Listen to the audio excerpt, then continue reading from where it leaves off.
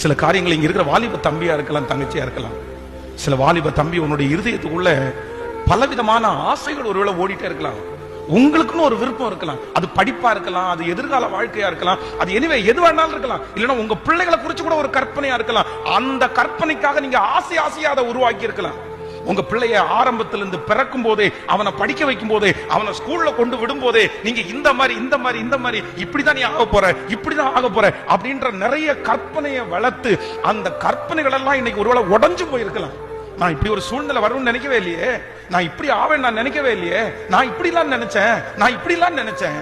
ஆனா நீங்க ஒண்ணு மட்டும் நினைச்சுக்கங்க, உங்க விருப்பப்படி நடக்காம இருக்கலாம், உங்க ஆசைப்படி நடக்காம இருக்கலாம். நீங்க அநேக நாட்களாக கற்பனை பண்ண எல்லாமே உடைஞ்சு போயிருக்கலாம்.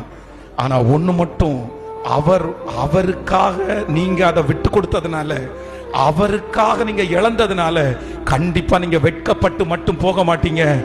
அவர் கொடுத்தாருன்னா உங்களுக்கு 1% இல்ல, நீங்க ஆச்சரியப்படுற அளவிற்கு, நீங்க பிரமிக்கிற அளவிற்கு, இதுதான் எனக்கு ஏற்றது, இதுதான் ஆண்டவர் எனக்காக வச்சிருந்தது, இதுதான் என் எதிர்காலம் அப்படின்னு இன்னைக்கு புரியாம இருந்தாலும் அவருக்காக விடும்போது கண்டிப்பா உங்களுக்கு தெரியும்.